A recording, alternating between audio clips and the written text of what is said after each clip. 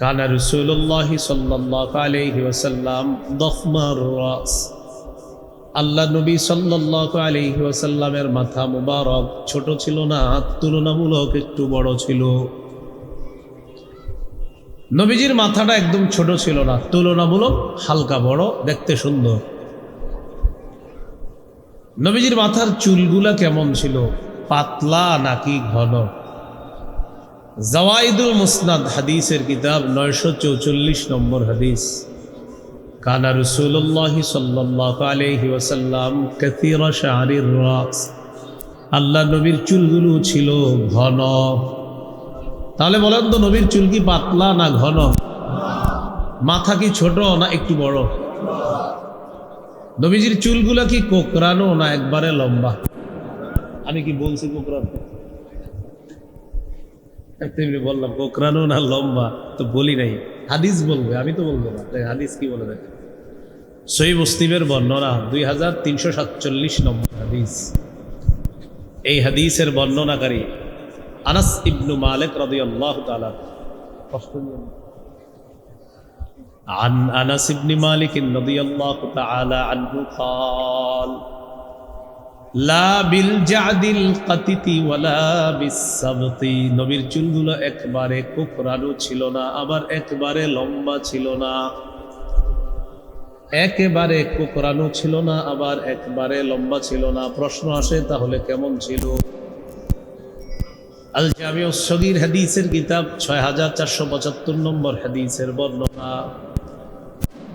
عن أبي هريرة رضي الله تعالى عنه قال كان رسول الله صلى الله عليه وسلم رجل الشعر,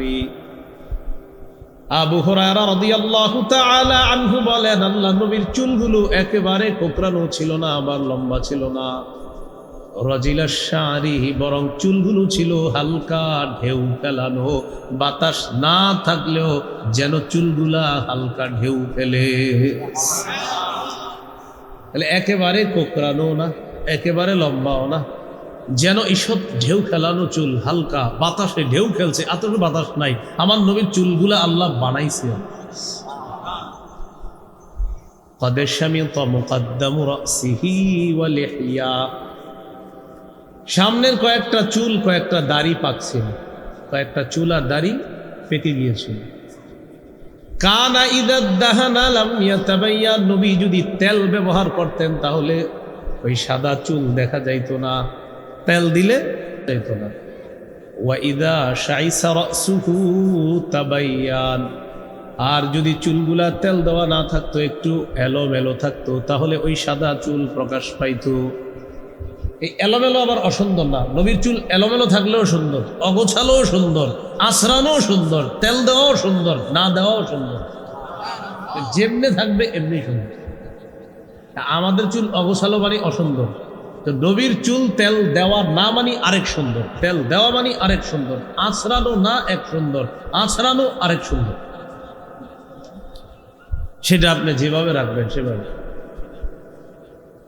এইগুলো রাসূল সাল্লাল্লাহু আলাইহি সাল্লামের চুল। ইন ফারাকাত আকিকাতুহু ফারাকা ওয়া ইল্লা ফালা, সামনের চুলগুলো যদি শীতি আসতো তাহলে আল্লাহর নবী শীতি কাটতেন, অনায়াসে শীতি আসলে শীতি কাটতেন, অনায়াসে যদি শীতি আসতো শীতি কাটতেন। ওয়া ইল্লা ফালা, অনায়াসে শীতি না আসলে নবী শীতি কাটতেন না। বলেন তো, নবীজির মাথা মুবারক ছোট ছিল, চুলগুলা পাতলা, একেবারে কোকড়ানো, একেবারে লম্বা, বরং কিছুটা ঢেউ ফেলানো। অনেকগুলা চুল পাকছে, কয়েকটা। রাসূল সাল্লাল্লাহু আলাইহি সাল্লামের চুল তেল দেওয়া থাকলে সাদা চুল দেখা যাইতো, এই তো। এবার চুলের পরিমাপ কতটুকু ছিল, কতটুকু লম্বা চুল রাখতেন? আগে তিনটা শব্দ আমার সাথে বলেন, বলেন ওয়াফরাহ, লিম্মাহ, জুম্মাহ। আবার ওয়াফরাহ, লিম্মাহ, জুম্মাহ। বলেন, কানের অর্ধেক পর্যন্ত লম্বা চুল ওয়াফরাহ, কান এবং কাঁধের মাছ পর্যন্ত লম্বা চুল লিম্মা। কাঁধ পর্যন্ত লম্বা চুল জুম্মা। বলেন তো কানের অর্ধেক পর্যন্ত লম্বা কি বলা হয়? অফরা। কান আর কাঁধের মাঝামাঝি পর্যন্ত লম্বা কি বলা হয়? লিম্মা। কাঁধ পর্যন্ত লম্বা কি বলা হয়? জুম্মা। সহিহ মুসলিমের বর্ণনা 2344 নম্বর হাদিস। কানা শারু রাসূলিল্লাহি সাল্লাল্লাহু আলাইহি ওয়াসাল্লাম ইলা আনসাফি উদুনাই। আল্লাহ নবীর চুলগুলো ছিল দুই কানের অর্ধেক পর্যন্ত লম্বা। দুই কানের অর্ধেক পর্যন্ত লম্বা চুলকে জানি কি বলা হয়? অফরা। সহিহ বুখারীর বর্ণনা 5905 নম্বর হাদিস। عن قتادة رضي الله تعالى عنه قال سألت أنس بن مالك رضي الله تعالى عنه عن شعر رسول الله صلى الله عليه وسلم। সাহাবী আনাস রাদিয়াল্লাহু তাআলা আনহুকে আল্লাহর নবীর চুলের ব্যাপারে জিজ্ঞাসা করলাম। সাহাবী আনাস জবাব দিলেন, কানা বাইনা উযুনাইহি ওয়া আতিকি। দুই কান আর দুই কাঁধের মাঝামাঝি পর্যন্ত মাঝে মাঝে চুলগুলা লম্বা হতো। বলেন তো কান আর কাঁধের মাঝামাঝি পর্যন্ত লম্বা চুলকে কি বলা হয়? লিম্মা। কি বলা হয়? সহিহ বুখারীর বর্ণনা 5904 নম্বর হাদিস। কানা ইয়াদরিবু শারু রাসূলিল্লাহি সাল্লাল্লাহু আলাইহি ওয়াসাল্লাম মানকিবাই। আল্লাহ নবীর চুলগুলো কখনো কখনো কাঁধ পর্যন্ত লম্বা হতো। বলেন তো কাঁধ পর্যন্ত লম্বা চুলকে কি বলা হয়? এই হলো চুলের পরিমাপ। গেল মাথা, চুল। এবার আমরা চেহারা মুবারকের বর্ণনা জানব। সহিহ বুখারীর বর্ণনা 3549 নম্বর হাদিস। এই হাদিসের অনুবাদটা করার পর দিল থেকে আওয়াজে সুবহানাল্লাহটা পড়বেন। আগে হাদিসটা বলি, অনুবাদটা করি। কানা রাসূলুল্লাহি সাল্লাল্লাহু আলাইহি ওয়াসাল্লাম আহসানান নাসি ওয়াজহা। এই পৃথিবীর মধ্যে যত মানুষ, সমস্ত মানুষের মধ্যে আল্লাহ নবীর চেহারা মুবারক সর্বাপেক্ষা সুন্দর। বলেন বলেন ইউসুফ নবীর চেহারা সৃষ্টির অর্ধেক সুন্দর। বলেন ইউসুফ নবী সৃষ্টির অর্ধেক সুন্দর। আমাদের নবী সৃষ্টির সেরা সুন্দর। কি সুন্দর! সৃষ্টির সেরা। সুবহানাল্লাহ। তিরমিজির বর্ণনা 3638 নম্বর হাদিস। লাবিল মুকালসাব। নবীর চেহারা মুবারক একেবারে গোল ছিল না। বাল কানা ফি ওয়াজহিহি তাদবীর। বরং চেহারার মধ্যে গোল গোল একটা ভাব ছিল, তবে একেবারে গোল ছিল না। সহিহ মুসলিমের বর্ণনা 2344 নম্বর হাদিসের মধ্যে আসছে। সাহাবীকে প্রশ্ন করা হলো, আওয়াজহুহু মিসলাস সাইফ। আল্লাহ নবীর চেহারা মুবারক কি তরবারির মতো সুন্দর? সাহাবী জবাব দিলেন, লা বাল কানা মিসলাস শামসি ওয়াল কামার। বরং চন্দ্র সূর্যের মতো সুন্দর। তিরমিজির বর্ণনা 2811 নম্বর হাদিস। 2811। এই হাদিসটি মনে রেখেন, আরো 10 জনের শোনাইবেন। এখন যেটা বলবো, জাবের ইবনে সামুরা রাদিয়াল্লাহু তাআলা আনহু হাদিসের বর্ণনাকারী, তিনি বলেন, রাআইতু রাসূলুল্লাহি সাল্লাল্লাহু আলাইহি ওয়াসাল্লাম ফি লাইলাতি ইদহিয়ান। জাবের রাদিয়াল্লাহু তাআলা আনহু বলেন, আমি আল্লাহর নবীর দিকে জোছনা রাতে তাকাইলাম। কোন রাতে? জোছনা রাতে তাকাইলাম। ফাজআলতু আনজুরু ইলা ওয়াজহি রাসূলিল্লাহি সাল্লাল্লাহু আলাইহি ওয়াসাল্লাম ওয়া আনজুরু ইলাল কামার। একবার নবীর চেহারা মুবারকের দিকে তাকাইলাম, আর একবার আকাশের চাঁদের দিকে তাকাইলাম। চেহারা দেখি আর আকাশের চাঁদ দেখি, চেহারা দেখি আর চাঁদ দেখি। আকাশের চাঁদ আর আল্লাহর নবীর চেহারা মুবারক দেখার পর আমি জাবের এই সিদ্ধান্তে উপনীত হলাম, হুয়া আহসানু ইনদি মিনাল কমার, তিনি ওই জ্যোৎস্না রাতের ওই চাঁদের চাইতে 1 কোটি গুণ বেশি সুন্দর, অনেক সুন্দর। কিন্তু আমি বর্ণনা করতেছি, বর্ণনা বোঝানোর মতো জিনিস না। আসলে তিনি কত সুন্দর, যারা দেখছে তারা বলতে পারবে তিনি কত সুন্দর। সাহাবায়ে কেরাম তাদের মানে এইটা একটা ভালো লাগা, যে আপনাদের কি ভালো লাগে নবীজির চেহারার দিকে শুধু তাকায় থাকবো, মানে এইটাই একটা ভালো লাগে। মাথায় পাখি বসে থাকবে, কান্না আলা রুউসিনা আত-তাইর, যেন আমাদের মাথার উপর পাখি বসা। আবু দাউদের বর্ণনা, একদিন নবী আমাদের সামনে বসা, আমরা নবীর সামনে বসা, নবীর দিকে আমরা তাকিয়ে আছি, নবী নিচের দিকে তাকিয়ে আছি। ইয়ানকুতু বিহি ফিল আরদ, একটা লাঠি দিয়ে জমিনে আঁকা, আমরা সবাই তার দিকে তাকিয়ে আছি। কান্না আলা রুউসিনা আত-তাইর, আমরা এমন ভাবে বসা যেন আমাদের মাথার উপর পাখি বসা, মানে পাখি বসুক আর চলে যাক, আমাদের কোনো খবর থাকবে না, এমন একজনকে আমরা দেখতেছি। আল জামিউস সগীরের বর্ণনা 6475 নম্বর হাদিস। ইয়াতালাল্লাউ ওয়াজহুহু তালাআল কমারি লাইলাতাল বাদ, পূর্ণিমার রাতের চাঁদ যেমন উজ্জ্বল সুন্দর, আমাদের নবীর চেহারা মুবারক ওই পূর্ণিমার চাঁদের মতো সুন্দর। জ্যোৎস্না রাতের ব্যাপারে বললো ওইটার চেয়ে বেশি সুন্দর, পূর্ণিমার ব্যাপারে বললো ওইটা যেমন আলাদা, আমাদের নবীর চেহারা মুবারক আলাদা, অসাধারণ চেহারা। তিরমিজির বর্ণনা 2485 নম্বর হাদিস, 2485। এই হাদিসের বর্ণনাকারী সাহাবীর নাম আব্দুল্লাহ ইবনে সালাম। আলেম ছাড়া অন্যরা বলেন কি নাম? আব্দুল্লাহ ইবনে, ওলামায়ে কেরাম তো জানে এটা, বলেন তো প্রিয় ভাইয়েরা কি নাম? আব্দুল্লাহ ইবনে। তিনি নবীজির এমন এক সাহাবী যিনি আগে ইহুদি ধর্মের বড় আলেম ছিলেন। প্রিয় ভাইয়েরা, আব্দুল্লাহ ইবনে সালাম রাদিয়াল্লাহু তাআলা ইসলাম গ্রহণ করার আগে কোন ধর্মের বড় আলেম ছিলেন? বড় আলেম, বড় পাদ্রী ছিলেন। তবে তিনি সত্য তালাশ করতেন, তিনি সত্যান্বেষী মানুষ ছিলেন। তিনি সত্য তালাশ করতে করতে এটা বুঝেছেন যে মুহাম্মদ সাল্লাল্লাহু আলাইহি সাল্লাম নামে একজন নবী আসবে, এবং ওই নবী আসা মাত্র আমি তাকে কয়েকটা প্রশ্ন করব, তিনি উত্তর দেওয়া মাত্রই আমি মুসলমান হয়ে যাব। এটা তিনি প্ল্যান করে রাখছেন, আব্দুল্লাহ ইবনে সালাম।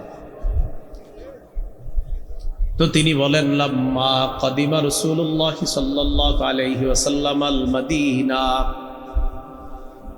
আব্দুল্লাহ ইবনে সালাম বলেন অপেক্ষা করতে লাগলাম মদিনার মধ্যে, কখন আল্লাহ নবী মদিনায় আসবে অপেক্ষায় রইলাম। আব্দুল্লাহ ইবনে সালাম বলেন, ইনজাফালান নাস, দলে দলে মানুষ রওনা করলো, দলে দলে মানুষ রওনা করলো আল্লাহ নবীকে দেখার জন্য। নবীকে দেখার জন্য কি পরিমাণ মানুষ দলে দলে যাইতে পারে আপনাদেরকে শুধু এতটুকু বললে বুঝবেন। এখানে যারা মুরব্বী ওলামায়ে কেরাম আছে, হাফিজ হুজুরে যারা দেখছে, যদি হাফিজ হুজুর এই এলাকায় আইতেন কি পরিমাণ দৌড়ায় মানুষ হইতো। হাফিজ হুজুরের ওয়াজ, মানুষের কথা হলো ওনার ওয়াজ আমরা শুনতে হবে না, ওনারে খালি দেখব। হাফিজ হুজুর যদি আসলে এরকম ভিড় হয়, আল্লাহ রসুলকে দেখার জন্য আপনার রাস্তায় অলিতে গলিতে কি পরিমাণ আপনার ভিড় চলতেছিল। তো আব্দুল্লাহ ইবনে সালাম রাদিয়াল্লাহু তাআলা আনহু বলেন, ইনজাফালান নাস, দলে দলে মানুষ রওনা করলো আল্লাহ নবীকে এক নজর দেখার জন্য। আর সবাই বলতে লাগলো, কাদিমা রাসূলুল্লাহ, কাদিমা রাসূলুল্লাহ, কাদিমা রাসূলুল্লাহ। এই মদিনার মানুষ ছাদে দাঁড়ায় যার জন্য অপেক্ষা করছিলাম, প্রতিদিন সকালবেলা যার জন্য অপেক্ষা করতাম, ছাদে উইঠা যার জন্য অপেক্ষা করতাম। রাসূলুল্লাহ মদিনায় এসেছেন, রাসূলুল্লাহ মদিনায় এসেছেন, রাসূলুল্লাহ মদিনায় এসেছেন, এই স্লোগানে মুখরিত রাস্তা, দলে দলে সবাই নবীকে দেখতে যায়। এটা তিরমিজির বর্ণনা। তারিখের কিতাবে আসছে আব্দুল্লাহ ইবনে সালাম তখন খেজুর গাছের উপরে ছিলেন, নিচে তার ফুফু বৈশা রয়েছে। ফুফু বললেন, আব্দুল্লাহ যার অপেক্ষা তুমি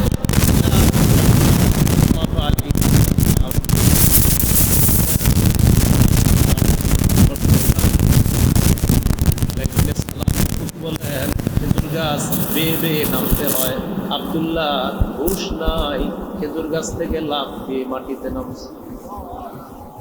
মায়া নাম লাফ দিছে, বুঝে ঘটনা কি থেকে তার।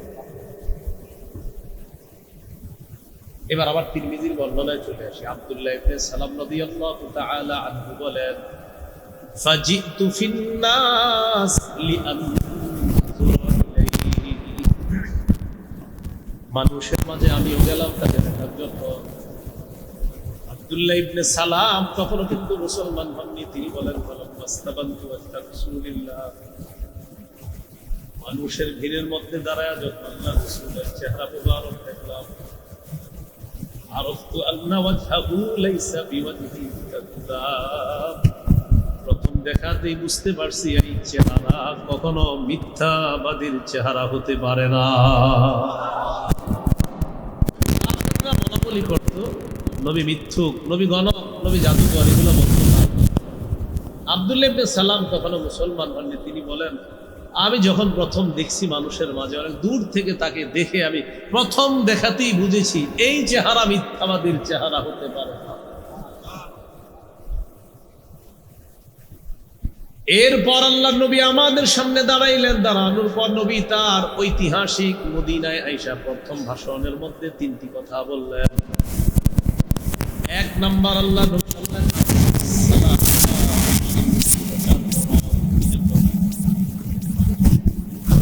আমাদের আলেমদের মধ্যে একদল হওয়া উচিত, যাদের নাম হবে শান্তি, যাদের কাজ হবে শুধু শান্তি, পক্ষে বিপক্ষে কিছু বলাও যাবে না, লেখাও যাবে না, এদের কাজ শুধু শান্তির কথা বলবে।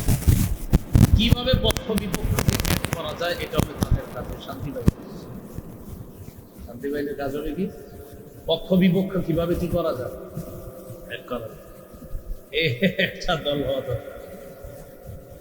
দিন যত যায়, আজকে আশা দেখবেন, কালকে সকালে এটা হতাশা, আবার কালকে আসা পরের দিন এটা হতাশা, এক পরিস্থিতি।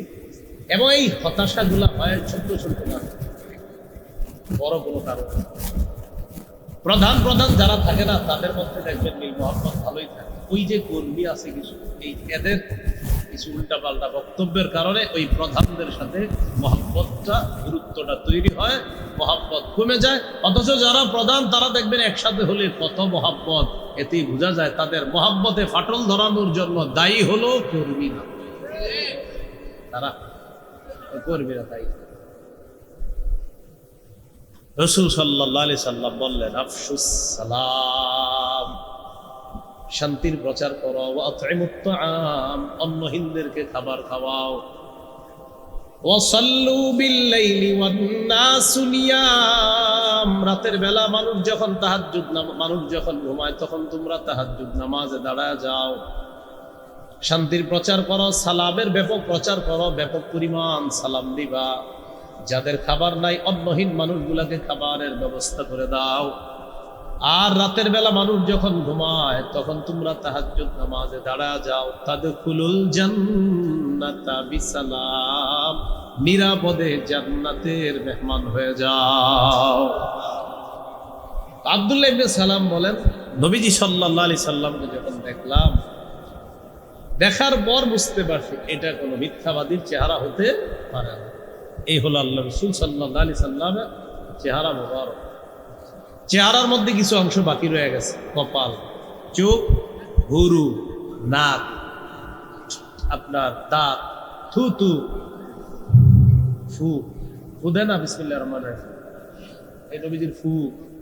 এরপরে মুখে পানি নিয়া কুলি, নবীজির কুলি, এগুলা মুখের মধ্যে রয়ে গেছে। মন দিয়ে শোনে। কপাল, কপাল কেমন ছিল? কানা রাসূলুল্লাহ সাল্লাল্লাহু আলাইহি ওয়াসাল্লাম ওয়াসিআল জাবিন, আল্লাহ নবীর ললাট ছিল প্রশস্ত, কপাল ছিল প্রশস্ত। কপালের নিচে চোখের উপর যে দুই ভুরু ছিল, ভুরুগুলা কেমন? আযাজ্জাল হাওয়াজিবি সাওয়াবিগা ফি গায়রি কারনিন বাইনাহুমা ইরকুন ইউদিররুহুল গাদাব। ভুরু আর্ট করলে শিল্পী কত শৈল্পিক সৌন্দর্য দ্বারা দুই ভুরুকে কত সুন্দরভাবে আর্ট করতে পারে। আমার নবীর দুই ভুরু এত সুন্দর, যেন আল্লাহ তাআলা কত সুন্দর করে পৃথিবীর সকল সৌন্দর্যতাকেও ছাপিয়ে আমার নবীর দুই ভুরু আল্লাহ বসায়া দিছেন। পৃথিবীর কোন সৌন্দর্য এটার কাছে টিকবে না, যত আট করুক না কেন। এই ভুরু ছিল, দুই ভুরুর মাঝখানে একটু ফাঁকা, এই যে এখানে দুই ভুরুর মাঝখানে ফাঁকা, একটার সাথে একটা মিল ছিল না, মাঝখানে ছোট্ট একটা রক ছিল। বাইনাহুমা ইরকুন ইউদিরুহুল গাদাব, দুই ভুরুর মাঝখানে ছোট্ট একটা রক। নবী যখন রাগ করতেন এই রকটা ফুলে যাইত, রক ফুলে গেলে আমার নবীকে আরো সুন্দর লাগতো। নবী রাগ করলেও সুন্দর, হাসলেও সুন্দর, কাঁদলেও সুন্দর, খাইলেও সুন্দর, বসলে সুন্দর, দাঁড়াইলে সুন্দর, হাঁটলে সুন্দর, ঘুমাইলে সুন্দর, ঘাম সুন্দর, নবীর সব সুন্দর। রাগ করলে দুই ভুরুর মাঝখানে ছোট্ট একটা রক, এটা ফুলে যেত, চেহারা মুবারকের সৌন্দর্য আরো ফুলে। এই ছিল রাসূল সাল্লাল্লাহু আলাইহি সাল্লামের ভুরু। দুই ভুরুর মাঝখানে আপনার নাক, আর নিচে হলো চোখ। চোখগুলার বর্ণনা আগে শুনি, চোখ কেমন ছিল। আচ্ছা, নাকটা বলে ফেলি। আকাদাল আইরিনি, নবীজির নাক মুবারক ছিল সামনের অংশটা সামান্য একটু হালকা উঁচা, দেখলে মনে হতো লাহু নূরুন ইয়ালু, নাকের উপরে যেন একটা আলো উদ্ভাসিত হয়। এর মানে আবার নূরের তৈরি না, বুঝতে হবে বিষয়টা। কিন্তু এমন কিসের তৈরি না, সেটা ভিন্ন আলোচনা। চোখ মুবারক কেমন ছিল? সহিহুল আদাবিল মুফরাদ 988 নম্বর হাদিস। কানা রাসূলুল্লাহ সাল্লাল্লাহু আলাইহি ওয়াসাল্লাম আযীমাল আইনাইন। কোরআনের মধ্যে আল্লাহ তাআলা বলেছেন জান্নাতীদেরকে আল্লাহ হুর দান করবে, এই হুরদের চোখগুলো হবে ডাগর ডাগর চোখ। সাহাবী বলেন আমার নবীর দুনিয়াতেই চোখগুলা ছিল ডাগর ডাগর। বাচ্চাদের চোখের কিনারায় কাজল লাগা, সুরমা লাগা, মাতার বাচ্চাটাকে রাস্তায় পাঠায়, দেখতে কত সুন্দর লাগে, চোখগুলা কত মায়াবী লাগে। জাবের ইবনে সামুরা রাদিয়াল্লাহু তাআলা আনহু বলেন রাআইতু রাসূলুল্লাহি সাল্লাল্লাহু আলাইহি ওয়াসাল্লাম কুলতু আকহালাল আইনাইন। আল্লাহ নবীর দিকে তাকাইলাম, তাকানোর পর নবীর চোখ দুইটা যখন দেখলাম আমি মনে মনে বললাম চোখের মধ্যে মনে হয় সুরমা লাগানো। ওয়ালাইসা বিআকহালা, ভালো করে তাকায়া দেখলে মনে হয় না না, আসলে তিনি সুরমা লাগায় নাই। সুরমা লাগানোর পর চোখ যেমন সুন্দর দেখা যায়, আল্লাহ সুরমা ছাড়াই নবীর চোখ দুইটা তেমন সুন্দর বানিয়েছেন। অসাধারণ মায়াবী চোখ, ডাগর ডাগর চোখ। কারো দিকে তাকাবে তো তার চোখের মায়ায় পড়তে বাধ্য হবে। যে রাসূল সাল্লাল্লাহু আলাইহি সাল্লামের চোখ মুবারক, চোখের ভিতর মণি ছিল কেমন? আদাজাল আইনাইন, মণি ছিল ঘন কালো, একদম কালো ছিল মণি। চোখের নিচে গাল ছিল কেমন? সাহলাল খাদ্দাইন, গাল ছিল সমান, গালের দাড়িগুলা ছিল কাত্তাল লিহিয়া, ঘন। গাল ছিল সমান, দাড়ি ছিল ঘন। দাঁত কেমন ছিল? মুফাল্লাজাল আসনান, সামনের দাঁতের কিছু কিছু জায়গা মাঝে মাঝে হালকা ফাঁকা, হাসি দিলে যেন মুক্তা ঝরে। বিউটি পার্লারে নারীরা যায় বাঁকা দাঁত, সৌন্দর্যতা বাড়ানোর জন্য তারা ফাঁকা করে। জেন্টস পার্লারে ছেলেরা যে বাঁকা দাঁত ফাঁকা করে সৌন্দর্যতা বাড়ায়। আমার নবী দাঁত গুলা আল্লাহ বানাইছে এমন সুন্দর, মানে এর মানে কিন্তু আবার যায় ফাঁকা করে না, এটা আবার যায়, এটা আবার আলাদা আলোচনা আছে যে দাঁত ফাঁকা করা যাবে কিনা। দেখবেন একটা আলাদা আলোচনায় আছে যে দাঁত চুল চুল এগুলা পরিবর্তন করা যাবে কিনা, ওখানে আবার আছে এগুলো অভিশপ্ত কাজ। রাসূল সাল্লাল্লাহু আলাইহি সাল্লাম যখন হাসি দিতেন, তিরমিজির বর্ণনা 3641 নম্বর হাদিস। আব্দুল্লাহ ইবনুল হারিস রাদিয়াল্লাহু তাআলা আনহু قال ما رأيت أحدا أكثر تبسما من رسول الله صلى الله عليه وسلم। আমি আমার জীবনে আল্লাহ নবীর চাইতে এত বেশি পরিমাণ অধিক মুস্কি হাসতে আর কাউকে দেখি নাই। জারির ইবনে আব্দুল্লাহ রাদিয়াল্লাহু তাআলা আনহু বলেন আমার জীবনে নবী আমার দিকে যতবার তাকিয়েছে ততবার একটা মুস্কি হাসি দিছে, যতবার তাকিয়েছে ততবার একটা মুস্কি হাসি দিছে। এই জন্য আমার ছেলের নাম রাখছি জারির। জারির, জিম রয়া জারির, মানে এমন এক সাহাবী যার দিকে নবী সবসময় মুস্কি হাসিয়ে থাকে। এখান থেকে আমি ইন্সপায়ার্ড হয়ে এটা নাম রাখছি, ছেলের নাম রাসূলুল্লাহ সাল্লাল্লাহু আলাইহি সাল্লামের সাহাবী জারির রাদিয়াল্লাহু তাআলা আনহু বলেন, আমার দিকে যতবার জীবনে তাকাইছে একটা মুস্কি হাসি। আম্মাজান আয়েশা সিদ্দিকা রাদিয়াল্লাহু তাআলা আনহা বলেন, আমি ছোট মানুষ ছিলাম, নবীজির বিবি আম্মাজান তখন ছোট, তাকে যখন উঠায় দেয় স্বামীর ঘরে, তো আপনার রাসূল সাল্লাল্লাহু আলাইহি ওয়াসাল্লামের স্ত্রী আম্মাজান আয়েশা বলেন, নবীজি বাসায় আসছে, আবু দাউদের বর্ণনা, বাতাসে একটা কাপড় সরে গেছে, সরে যাওয়ার পর আমার কিছু খেলনা আপনার প্রকাশ হয়ে গেছে। আম্মাজান কিছু খেলনা বানাইছিল, ওগুলা দেখাতে। এই খেলনার মধ্যে একটা ছিল ঘোড়া, একটা ঘোড়া বানাইছিলেন আম্মাজান। ঘোড়ার আবার দুইটা ডানা আছে। ঘোড়ার কি ডানা থাকে? নবীজি দেখি কি ঘোড়ার দুই ডানা। নবীজি আম্মাজান আয়েশা সিদ্দিকা বললেন, আয়েশা এটা কি? ওইটা আমার ঘোড়া। নবীজি বললেন, ও আচ্ছা, তোমার ঘোড়ার কি আবার ডানাও আছে? আম্মাজান বললেন, আপনি কি জানেন না সুলাইমান নবীর যে ঘোড়ার ডানা ছিল, এটা আপনি জানেন না? এইটা শুইনা নবী একটা হাসি দিছে, সামনের দাঁতগুলা দেখা গেছে আম্মাজান দাঁতের দিকে মাঝে মাঝে হাসতেন, দাঁত দেখা যায়।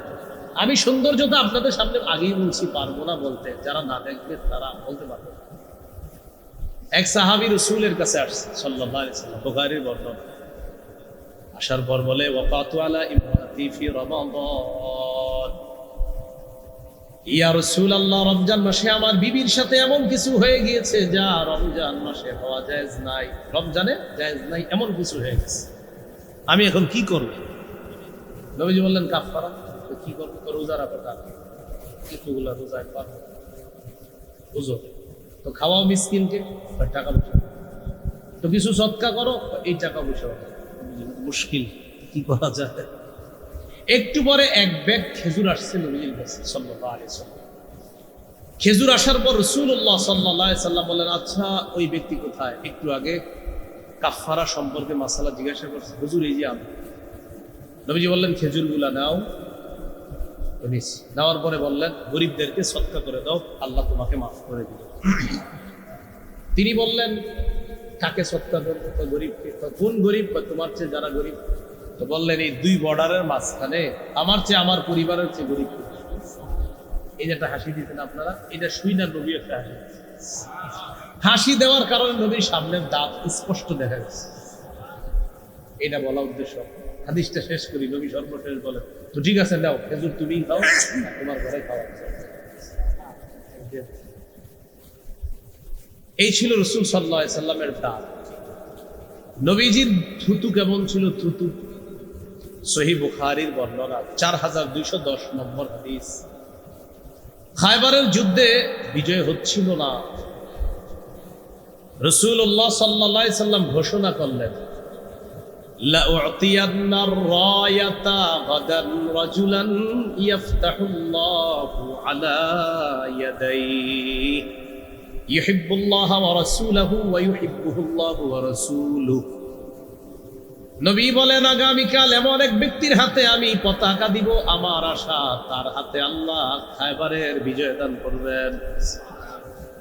এই ব্যক্তি আল্লাহকে ভালোবাসে, তার রাসূলকে ভালোবাসে, আল্লাহ আর তার রাসূলও তাকে ভালোবাসে। সাহাবীরা রাতের বেলা কেউ ঘুমায় না, ফাবাতান নাস ইয়াদুকুনা লাইলাতাহুম আইয়ুহুম ইউতাহা। রাতের বেলা সাহাবীদের ঘুম নাই, প্রত্যেকের এই টেনশন, না জানি পতাকাটা কাকে দেওয়া হয়, না জানি কাকে দেওয়া হয়, এই টেনশনে রাতের বেলা ঘুমায় না। আমাকে না মনে হয় একজন দিবে, টেনশন সবার। হাদিসের বর্ণনা শুনতে, ফাবাতান নাস ইয়াদুকুনা লাইলাতাহুম আইয়ুহুম ইউতাহা, সবার পেরেশান, রাতের বেলা কেউ ঘুমায় না, এই চিন্তা চেতনায় কাটিয়ে দিচ্ছে যে কাকে না জানি পতাকা দেওয়া। সকাল হয়েছে, সবাই নবীজির কাছে আসছে, সবাই খালি নিজের প্রকাশ করে যে এই যে আমি, এই যে আমি, নবীজির সামনে সবাই। নবীজি কাউকে বলতেছে না কেন? সবার দিকে তাকিয়ে আল্লাহ নবী বললেন, আইনা আলী ইবনু আবি তালিব রাদিয়াল্লাহু তাআলা আনহু। আল্লাহ নবী বললেন, আলী কোথায়? কে কোথায়? সবাই বলেন রাদিয়াল্লাহু তাআলা আনহু। সাহাবীরা অবাক হয়ে যায়, ইয়া রাসূলুল্লাহ ইয়া হাবিবাল্লাহ ইয়াশতাকি আইনাই, আলীর চোখে সমস্যা, আলীর চোখে সমস্যা, এই জন্য আসে নাই। নবী বললেন আরসিলু ইলাইহি, আলীর কাছে লোক পাঠায় দেওয়ার বলবা আমি নবী তাকে ডাকতেছি। হযরত আলীকে আল্লাহ নবীর কাছে আনা হয়, আনার পর ফাবাসাতা রাসূলুল্লাহ সাল্লাল্লাহু আলাইহি ওয়াসাল্লাম ফি আইনাই ওয়া দাআলা, নবী হযরত আলীর দুই চোখের মধ্যে থুতু লাগায় দেয় আর দোয়া করে, আল্লাহ তুমি আলীর চোখ দুইটা ভালো করে দাও। সাহাবী সাহল ইবনে সাদ আস-সাঈদী রাদিয়াল্লাহু তাআলা আনহু বলেন, সবাই আমরা আলীর চোখের দিকে তাকাইলাম, তাকায় বুঝতে পারলাম কান্নাহু লাম ইয়াকুন বিহি ওয়াজউন, আলীর চোখ দুইটা এমন ভাবে ভালো হয়ে গেছে যেন এই দুই চোখে কোনোদিন কোনো সমস্যা হয় নাই। থুতু স্বপ্নেও যদি কারো মুখে দিয়ে দেয় তাহলে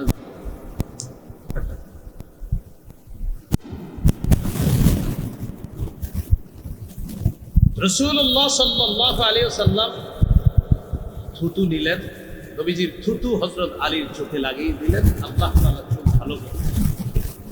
এবার আমরা জানবো নবীজির মুখের কুলি কেমন ছিল, পানি মুখে দিয়ে কুলি করা, এটা কেমন। মুসনাদে আহমদ হাদিসের কিতাব 18838 নম্বর হাদিস,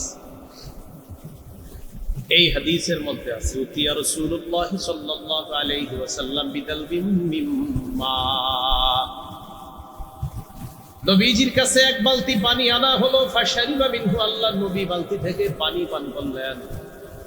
পানি পান করার পর পানি মুখে নিলেন, নেওয়ার পর ফামাজ্জা, কুলি করলেন, ফামাজ্জা ফিদ দালবি, কুলি করে বালতির মধ্যে ফালাইলেন। বালতির মধ্যে পানি ফেলানোর পর ওই পানির সাথে বালতির পানি আর কুলির পানি একসাথে হওয়ার পর সাহাবী বলেন, ফাফাহা মিনহা মিসলু রিহিল মিস্ক,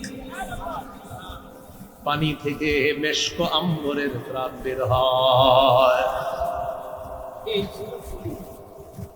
নবীজির ফু কেমন ছিল? বিসমিল্লাহির রহমানির রহিম, ফু ছিল কেমন? আবু দাউদের বর্ণনা, রাসূলুল্লাহ সাল্লাল্লাহু আলাইহি সাল্লামের একজন সাহাবী ছিলেন, নাম সালামা ইবনুল আকওয়া, পুরোটা দরকার নেই, বাস সালামা, কি নাম? সালামা। আজকে আপনাদের এখানে এসে আমি নামলাম গাড়ি থেকে, যদি আপনারা দেখতেন আমার পায়ে বড় ধরনের কোনো আঘাত, কিন্তু আঘাত থাকার পরেও দেখতেছেন আমি নাইমা সুন্দর মঞ্চে আসতেছি, অবাক হতেন কেন? কি এত বড় আঘাত নিয়ে একটা মানুষ সুস্থ কিভাবে হাঁটে? এটা অবাক হওয়ারই কথা।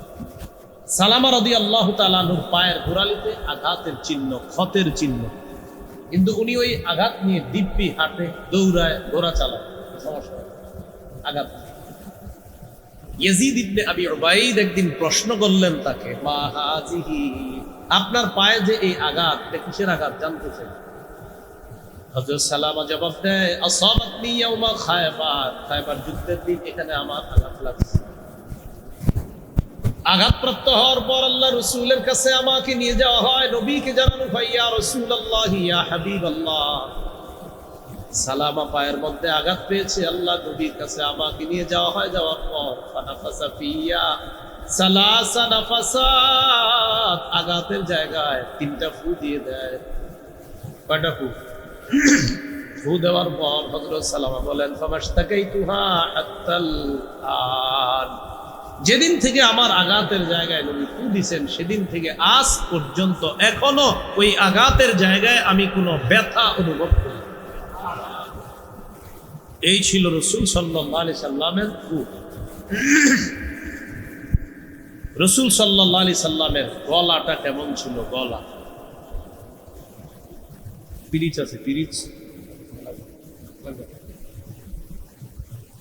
একটা রূপার প্লেটের মধ্যে যদি একটা মণি মুক্তা মুতি বসায়া দেয়, রূপার প্লেটের উপরে মণি মুক্তা মুতি বসায়া দিলে সৌন্দর্যতা কি বাড়বে না কমবে?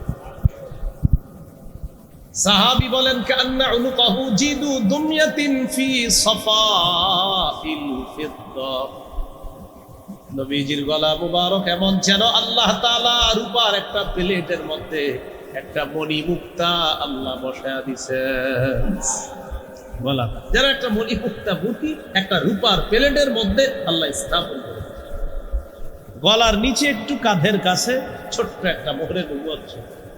রাআইতুল খাতামা ইনদা কাতিফিহি মিসলা বাইযাতিল হামামা। সাহাবী বলেন, আল্লাহ নবীর কাদের কাছে কবুতরের ছোট্ট ডিমের মতো একটা মোহরে নবুয়ত দেখলাম। আমাদের নবীর পরে যারা এদিকে সেদিকে বিভিন্ন জায়গায় বলে আমিও অমুক, কি বলে এরে বলবেন কিছু দেখান, আল্লাহ জানে কি দেখান। মাঝে মাঝে কয় আমি নবী, মাঝে মাঝে কয় আমি আল্লাহ, আবার মাঝে মাঝে কয় আমি ঈসা, মাঝে মাঝে কয় আমি ঈসার মা মারিয়াম, মাঝে মাঝে কয় আমি আল্লাহর বিবি। এর কি নাম দিল?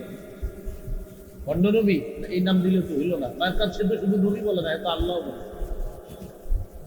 আবার যে কিছু বলবেন তা সে তো আবার বলে সে ঈসা। এইটা যে কি নাম দেওয়া যায়? এমনি তো ভণ্ড নবী আছে, কিন্তু এটা একটা নাম হওয়া দরকার। কয় ঈসা, একজনই কয় আমি ঈসা, আমি মারিয়াম, আমি আল্লাহ, আমি মুহাম্মদ, এই বলে। এদের আবার বিভিন্ন জায়গায় দেখবেন অফিসের সামনে লেখা লা ইলাহা ইল্লাল্লাহু মুহাম্মাদুর রাসূলুল্লাহ সাল্লাল্লাহু আলাইহি ওয়াসাল্লাম। বাঞ্চারামপুরের এক সহজ সরল মুসলমান তাদের অফিসের সামনে কালিমা দেখলো, দেখার পর মনে মনে কয় বাঞ্চারামপুরের উলামায়ে কেরাম খায়া দেয় আর কাম পায় না, হেগরে কয় কাফের। অথচ তাদের কালিমা কত সুন্দর, আমাদেরও তো এইটাই কালিমা। অফিসের একজনকে ডাক দিয়ে বলে, ভাই লা ইলাহা ইল্লাল্লাহু মুহাম্মাদুর রাসূলুল্লাহ, এই যে আপনারা কালিমাটা লিখে রাখছেন অর্থটা বলেন। তখন অর্থ কয় আল্লাহ ছাড়া কোনো ইলাহ নাই, মুহাম্মদ সাল্লাল্লাহু আলাইহি ওয়াসাল্লাম আল্লাহর রাসূল। তাও তো ঠিক। সহজ সরল মুসলমান মনে মনে বলে, হুজুররা কয় তারা কাফের, কিন্তু তাদের কালিমাও ঠিক, অনুবাদও ঠিক, সবই তো ঠিক। তো আহলে সুন্নাত ওয়াল জামাতের পক্ষ থেকে কাফের কয় কথা। এবার আপনি তাকে বলবেন সূরা আহজাবের 40 নম্বর আয়াতের অনুবাদটা আমারে শোনায়া দেন। সুবহানাল্লাহ। কোন সূরা? কত নম্বর আয়াত বলেন? 22 নম্বর পারা, 2 নম্বর পৃষ্ঠা, সূরা আহজাব 40 নম্বর আয়াত। এবার আপনি বলবেন, ভাই লা ইলাহা ইল্লাল্লাহ মুহাম্মাদুর রাসূলুল্লাহ, কালিমাও ঠিক, অনুবাদও ঠিক। সূরা আহজাবের 40 নম্বর আয়াতের অনুবাদটা শোনায়া দেন। এবার আপনাকে অনুবাদ শোনাবে, মা কানা মুহাম্মাদুন আবা আহাদিন মিন রিজালিকুম, মুহাম্মদ সাল্লাল্লাহু আলাইহি ওয়াসাল্লাম তোমাদের কোন সাবালক পুরুষের পিতা নন, ওয়ালাকির রাসূলুল্লাহ, কিন্তু তিনি আল্লাহর রাসূল। তাহলে রাসূলও স্বীকার করলো। এরপরে বলবেন ওয়া খাতামান নাবিয়্যিন, এটার অনুবাদটা বলেন। তখন আপনাকে বলবে এটা একটু ব্যাখ্যা আছে। কি বলবে? সবাই বলেন, কি বলবে? আমার সাথে সবাই বলেন। বলেন, ইমাম গাজালি বলেছেন খাতামান নাবিয়্যিন অর্থ শেষ নবী, নবীর পরে নবী নাই, ব্যাখ্যার সুযোগ নাই। ইমাম গাজালি বলছে মুহাম্মদ সাল্লাল্লাহু আলাইহি ওয়াসাল্লাম শেষ নবী, এটাই এটার অনুবাদ। এই নবীর পরে আর নবী নাই, ব্যাখ্যার সুযোগ নাই। ব্যাখ্যা করতে গেলে বুঝবা ভতারক, ভণ্ড, কাফের। যারা তাদের সমর্থন করবে তারাও কাফের। ব্যাখ্যার সুযোগ আছে?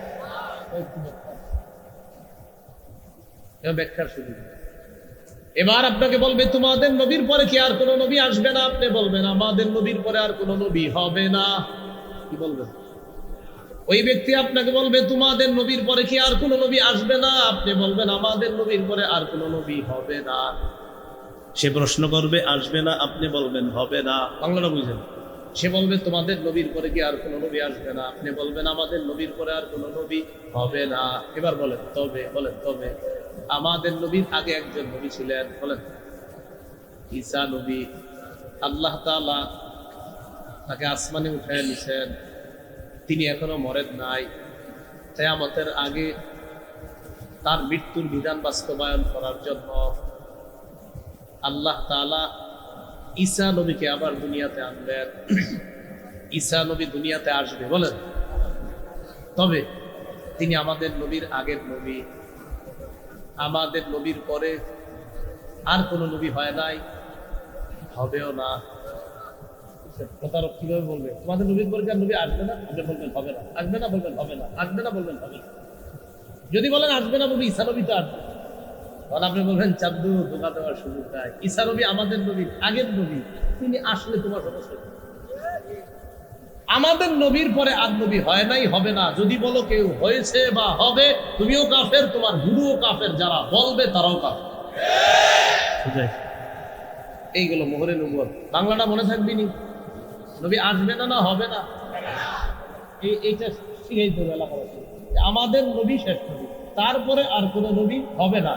তো আপনার ওই বলতে পারে ঈসা নবী বলবে, ঈসা নবী আসবে, তবে আমাদের নবী আগের নবী তিনি এখনো ইন্তেকাল করেন নাই, তিনি আসবে কিয়ামতের আগে। তোমার সমস্যা কোথায়? বরং এটাও বলবেন যে আল্লাহ তাআলা যদি সব নবীকে আবার দুনিয়াতে নিয়ে আসে কিয়ামতের আগে, কোনো সমস্যা নাই, কিন্তু মাসালা এটা আমাদের নবীর পরে নতুন নবী হয় নাই, হবেও না, এটাই হলো মাসালা। রাসূল সাল্লাল্লাহু আলাইহি ওয়াসাল্লামের এখানে মোহরে নবুয়ত, তিনি শেষ নবী, এখানে মোহরে নবুয়ত। নবীজি সাল্লাল্লাহু আলাইহি সাল্লামের বুক কেমন ছিল? কানা রাসূলুল্লাহ সাল্লাল্লাহু আলাইহি ওয়াসাল্লাম আরিদাস সাদরি, নবীর বুকটা ছিল চওড়া। দাকিকাল মাসরুবা ওয়া ফি রিওয়ায়া তাবিলাল মাসরুবা, বুক থেকে নাভি পর্যন্ত চুলের চিকন একটা রেখা আল্লাহ তাআলা কত সুন্দর করে বসায় দিয়েছেন। বুক থেকে নাভি পর্যন্ত ওই যে পশমের চিকন একটা রেখা আল্লাহ বসায় দিয়েছে। নবীর পেট ছিল কেমন? সাওয়া আল বাতনি ওয়াস সাদরি, বুক আর পেট ছিল সমান, বুক আর পেট ছিল সমান। ইয়াং যারা, তাদের পেট যেন না বাড়ে। যুবক ভাই যারা আছেন, আপনাদেরকে কিছুদিন পরে কাজে লাগবে। আপনি পেট বাড়লে বাড়া আপনি রেখে দিন, আপনার পেট যেন না বাড়ে। ফজর করে ঘুমাইবেন, হাঁটতে হবে, ফজর করে হাঁটবেন, ব্যায়াম করবেন, দৌড়াইবেন, রাতে তাড়াতাড়ি ঘুমাবেন, ফজরের আগে আগে উঠা ফজর করবেন, ফজরের নামাজ পড়ার পর কোরআন তেলাওয়াত করার পর এরপরে লম্বা একটা হাঁটা দিবেন। এইভাবে হাইটা শরীরটা ফিট ঠিক রাখতে হবে, যেন কখনো জিহাদের ডাক আসলে সবার আগে যুবক করতে পাওয়া যায়। আপনি যদি একটু বড় পেট নিয়ে বলেন যে আমি আছি, আপনাদের পাহারাটা কে দিবে সেটা বলেন। এই জন্য ফিট থাকতে হবে। সাওয়া আল বাতনি ওয়াস সাদরি, বুক পেট সমান ছিল রাসূল সাল্লাল্লাহু আলাইহি ওয়াসাল্লাম। হাত কেমন ছিল? শাসনাল কাফাইনি ওয়াল কাদামাইন, হাত ছিল মাংসালু, পা ছিল মাংসালু। হাত ছিল আলিয়ান, রেশম যত তুলতুলে নরম, এর চেয়ে আরো কোনো নরম যদি থাকে, এটার চেয়ে নবীর হাত মুবারক ছিল আরো নরম। তরবারি ধরলে আবার শ্রেষ্ঠ বুঝায়, তরবারি ধরলে শ্রেষ্ঠ বুঝায়। পা ছিল এমন, মাশা, তিরমিজিতে আসছে 3638 নম্বর হাদিসে, মাশা, তিনি রাস্তায় হাঁটতেন, তিনি এমন ভাবে হাঁটতেন কান্নামাইন হাক্কা মিন সাবাব, যেন উপর থেকে তিনি নিচে নামতেছেন, এমন ভাবে তিনি খুব সহজ সরল ভাবে তিনি চলতেন। কেউ যখন তাকে ডাক দিত, পুরা বডিটা ঘুরায় বলতেন, হ্যাঁ বলেন, কি বলবো। এই ছিল রাসূল সাল্লাল্লাহু আলাইহি সাল্লামের মাথা থেকে পা পর্যন্ত নবীর বর্ণনা। নবী কিবারে জন্ম নিছে?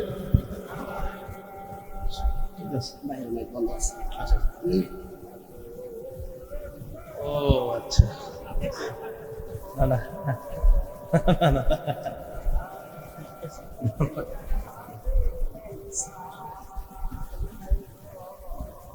নবীজির জন্ম কিবারে?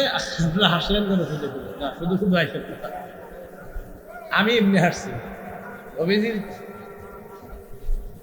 নবীজির জন্ম সোমবারে। নবীর জন্ম কিবারে? এই যুগে যদি ঠিক না করতে পারেন আর কবে করতে? এখনই ঠিক করার সুযোগ, এখনই ঠিক করতে হবে। আর সুযোগ পাইবে, সুযোগ পাইছে, ঠিক করতে হবে। রাসূল সাল্লাল্লাহু আলাইহি সাল্লাম জন্ম নিয়েছেন সোমবারে। সহিহ মুসলিমের বর্ণনা 1162 নম্বর হাদিসে আসছে। জিজ্ঞাসা করা হলো, সুইলা আন সাওমি ইয়াউমিল ইসনাইন, সোমবারে রোজার ব্যাপারে জিজ্ঞাসা করা হলো।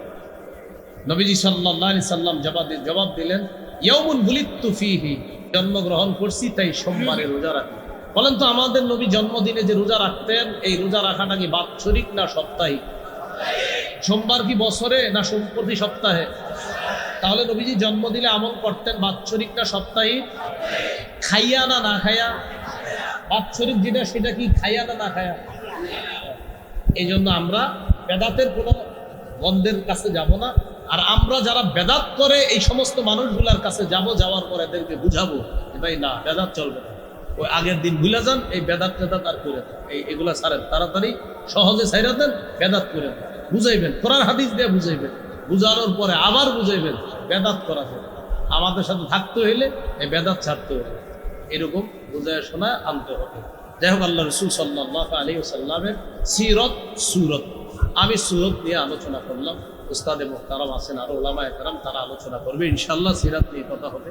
আল্লাহ তাআলা আমাদের সকলকে যে কথাগুলো বললাম শুনলাম, বিশেষ করে আজকের আলোচনাটা মা বোনদের কাছে একটু বোঝানোর চেষ্টা করবেন। এরা অনেক কিছু কল্পনা করে, এগুলা না করে নবীর এই বিষয়গুলো দেওয়ার চেষ্টা করবেন। আমার সংকলন করা মিম্বরের আমানতের প্রথম খণ্ডে এই আলোচনাটা পুরোটা পেয়ে যাবেন। ওই গাড়িতে ওরা যদি নিয়ে এসে থাকে ওদের কাছ থেকেও পাবেন, নিয়ে নিতে পারেন। এখানে না পাইলে অনলাইনে ঢাকা থেকে সংগ্রহ করে নেবেন। মিম্বরের আমানত প্রথম খণ্ডে আজকের আলোচনা পুরাটা পেয়ে যাবেন। টাকা পয়সা থাকলে 6 খণ্ডই কিনে নেন, বাকি এই আলোচনাটা প্রথম খণ্ডে পাবেন। আসসালামু আলাইকুম। সাল্লাম। إن الله اصطفى من ولد إبراهيم إسماعيل واصطفى من ولد إسماعيل بني كنانة واصطفى من بني كنانة قريشا واصطفى من قريش بني هاشم واصطفاني من بني هاشم أو كما قال عليه الصلاة والسلام اللهم صل على محمد وعلى آل محمد كما صليت على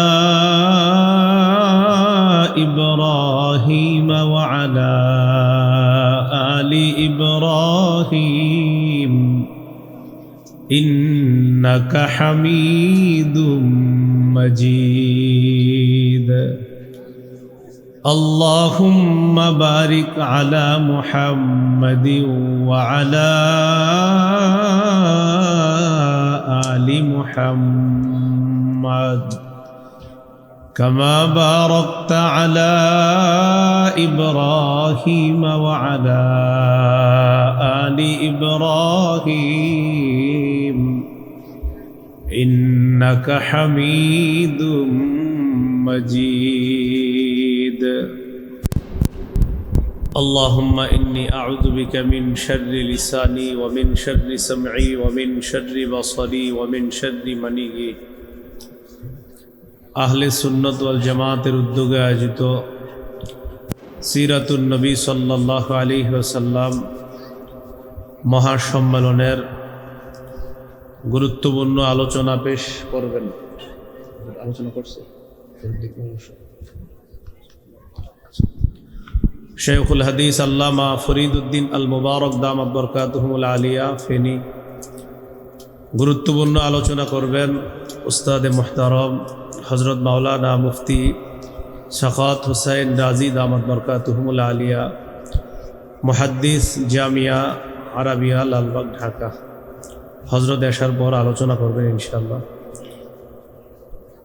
হাফেজ মাওলানা মহিউদ্দিন ফারুকি, সভাপতি ইত্তেফাকুল মাদারিসিল কওমিয়া হোমনা বাঞ্চারামপুর। মাহফিলের সভাপতি হাফেজ মাওলানা মুফতি আবুল হুসাইন, খতিব আবেদ আলী জামে মসজিদ দক্ষিণ যাত্রাবাড়ি। উপস্থিত হযরত উলামায়ে কেরাম, মুসলমান ভাইয়েরা, মাইকের আওয়াজ যদ্দূর যাচ্ছে বিভিন্ন স্থানে অবস্থানরত শ্রদ্ধা মা বোনেরা, আল্লাহ তাআলার দরবারে শুকরিয়া আদায় করছি। আল্লাহ আমাদেরকে এই মাহফিলে উপস্থিত হওয়ার তৌফিক দান করেছেন, বলি আলহামদুলিল্লাহ।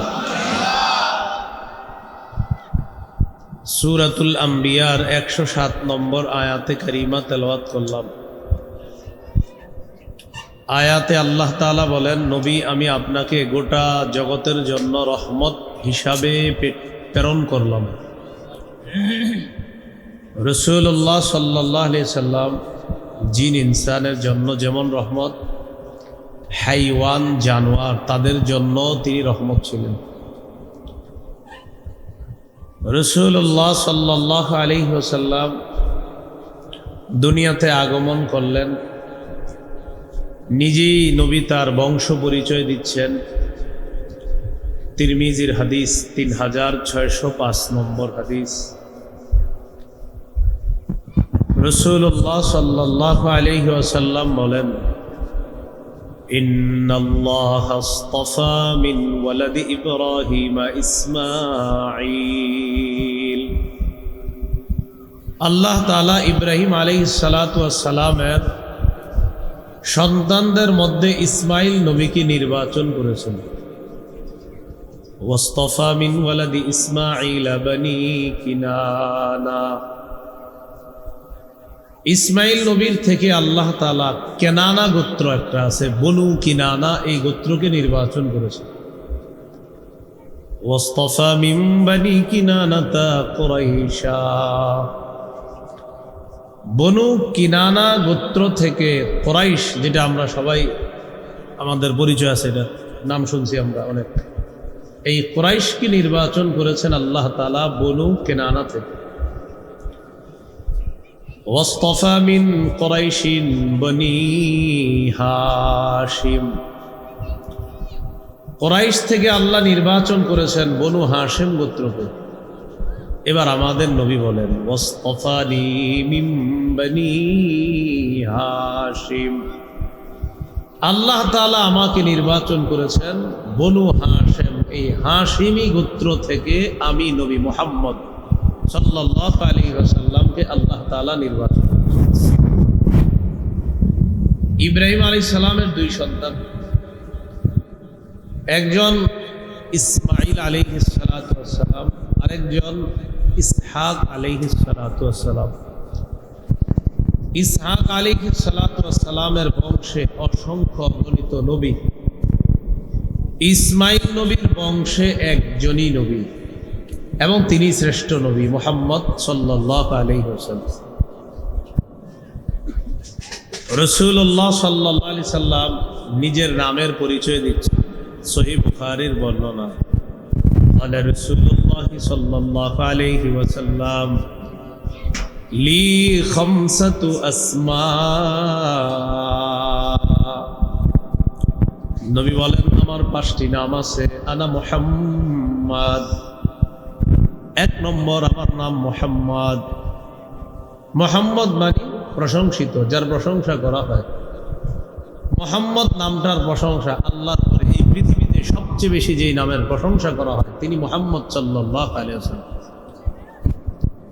2 নম্বর, আনা আহমদ, আমার নাম হলো আহমদ। আহমদ মানে অধিক প্রশংসাকারী। আমাদের নবী আল্লাহর সবচেয়ে বেশি প্রশংসা করতেন, এই জন্য তিনি আহমদ। 3 নম্বর, ওয়া আনাল মাহি আল্লাযী ইয়ামহুল্লাহু বিল কুফরা। আমার নাম মাহি, মাহি মানে যে মুছে দেয়। আমার নাম মাহি এই কারণে আল্লাহ তাআলা আমার মাধ্যমে সমস্ত কুফরি শক্তি মিটিয়ে দেয়, সব কুফরিকে মিটিয়ে দেয়। 4 নম্বর, আনাল হাশিরুল্লাযী ইহশারুন নাসু আলা কাদামাইয়া। আমার নাম হলো হাশির। হাশির মানে কিয়ামতের ময়দানে সর্বপ্রথম আমাকেই উঠানো হবে, এরপর আমার পরে সব মানুষগুলা সমবেত করা হবে। 5 নম্বর, আনাল আকিব, আমি সর্বশেষ আগমনকারী নবী এবং আমি হলাম শ্রেষ্ঠ নবী। রাসূল সাল্লাল্লাহু আলাইহি সাল্লাম সর্বশেষ নবী, শ্রেষ্ঠ নবী। এই 5টি নাম নবী নিজেই পরিচয় দিয়েছেন। অনেকগুলা নাম আছে, এই বিখ্যাত 5টি নাম আছে। নবীজির একটি কুনিয়ত আছে, নাম আবুল কাসেম। নবুয়ত প্রকাশের আগেই নবীর একজন সন্তান হয়েছে, নবুয়ত প্রকাশের আগে। এই ছেলেটার নাম আল কাসেম। কি নাম? আল কাসেম। আল কাসেমের পিতার আরবি হলো আবুল কাসেম। সেই হিসাবে আমাদের নবীর সন্তান হলেন কাসেম, আর কাসেমের পিতা আমাদের নবী। সেই হিসাবে আমাদের নবীজিকে বলা হতো আবুল কাসেম সাল্লাল্লাহু আলাইহি ওয়াসাল্লাম। রাসূলুল্লাহ সাল্লাল্লাহু আলাইহি সাল্লামের দেহের বর্ণনা। দুনিয়াতে তিনি আসলেন যেবারে, বারটা হলো সোমবার। মুসনাদে আহমদ হাদিসের কিতাব 4 নম্বর খণ্ড 172 নম্বর পৃষ্ঠা। ওলিদা রাসূলুল্লাহ সাল্লাল্লাহু আলাইহি ওয়াসাল্লাম ইয়াউমাল ইসনাইন। রাসূলুল্লাহ সাল্লাল্লাহু আলাইহি সাল্লাম সোমবারে জন্মগ্রহণ করেছেন। কত তারিখে জন্মগ্রহণ করেছেন? 8-9 রবিউল আউয়াল অথবা 12 রবিউল আউয়াল। 8-9 রবিউল আউয়াল বিশুদ্ধ, 12 রবিউল আউয়াল প্রসিদ্ধ। এই ব্যাপারে গত বছর আপনাদের এখানে আমি আলোচনা করেছি, আমার পুরো মনে আছে। 8-9 রবিউল আউয়াল কেন বিশুদ্ধ, এটা নিয়ে লম্বা প্রমাণ পেশ করেছিলাম। আর 12 প্রসিদ্ধ কিন্তু বিশুদ্ধ না, এটা নিয়েও আলোচনা করেছিলাম। এখন আমরা জানবো রাসূলুল্লাহ সাল্লাল্লাহু আলাইহি সাল্লামের দেহের বর্ণনা। তিনি দুনিয়াতে আসলেন, আপনাদের মনে আছে এটা যে আলোচনা করছি? আর কয়েকজন কয়েছে, কারণ শ্রদ্ধা হলো এমন বর্তমানে হুজুর আমরা কি ওয়াজ মনে রাখতে যাই 1 বছর আগের, তো আমরা তো কালকেরটাই মনে নেই। আপনি কি 1 বছর আগের কথা? শ্রোতা হওয়ার চেষ্টা করা, প্রকৃত শ্রোতা। কথা শুনবেন, বুঝবেন, আমল করবেন, এই শ্রোতা। ভাসমান শ্রোতা না হওয়া। হুজুর আসবে, শুনলাম, একটু মজা পাইলাম, গেলাম বাড়ির বাসায়, শেষ। এইটা শিক্ষা হলো না। প্রতিটা মাহফিল, ওই মাহফিল এক একটা ক্লাসের মতো হওয়া উচিত।